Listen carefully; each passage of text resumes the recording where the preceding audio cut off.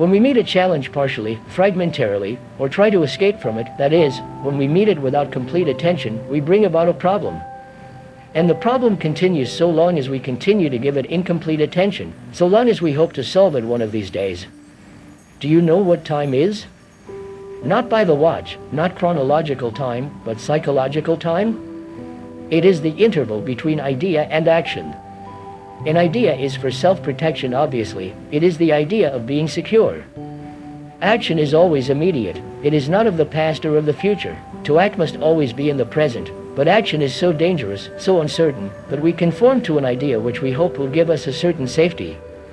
Do look at this in yourself. You have an idea of what is right or wrong, or an ideological concept about yourself and society, and according to that idea you are going to act. Therefore the action is in conformity with that idea, approximating to the idea, and hence there is always conflict. There is the idea, the interval, and action. And in that interval is the whole field of time. That interval is essentially thought. When you think you will be happy tomorrow, then you have an image of yourself achieving a certain result in time. Thought, through observation, through desire, and the continuity of that desire sustained by further thought, says, tomorrow I shall be happy. Tomorrow I shall have success. Tomorrow the world will be a beautiful place. So thought creates that interval which is time. Now we are asking, can we put a stop to time? Can we live so completely that there is no tomorrow for thought to think about? Because time is sorrow. That is, yesterday or 1,000 yesterdays ago, you loved, or you had a companion who is gone, and that memory remains and you were thinking about that pleasure and that pain, you were looking back, wishing, hoping, regretting, so thought, going over it again and again, breeds this thing we call sorrow and gives continuity to time. So long as there is this interval of time which has been bred by thought, there must be sorrow, there must be continuity of fear. So one asks oneself, can this interval come to an end? If you say, will it ever end? Then it is already an idea, something you want to achieve, and therefore you have an interval and you are caught again. Now take the question of death, which is an immense problem to most people. You know death, there it is walking every day by your side.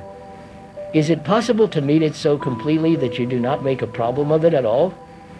In order to meet it in such a way, all belief, all hope, all fear about it must come to an end. Otherwise you are meeting this extraordinary thing with a conclusion, an image, with a premeditated anxiety, and therefore you are meeting it with time. Time is the interval between the observer and the observed. That is, the observer, you, is afraid to meet this thing called death. You don't know what it means. You have all kinds of hopes and theories about it. You believe in reincarnation or resurrection, or in something called the soul, the Atman, a spiritual entity which is timeless and which you call by different names. Now have you found out for yourself whether there is a soul? Or is it an idea that has been handed down to you? Is there something permanent, continuous, which is beyond thought? If thought can think about it, it is within the field of thought and therefore it cannot be permanent because there is nothing permanent within the field of thought. To discover that nothing is permanent is of tremendous importance, for only then is the mind free, then you can look, and in that there is great joy. You cannot be frightened of the unknown because you do not know what the unknown is, and so there is nothing to be frightened of.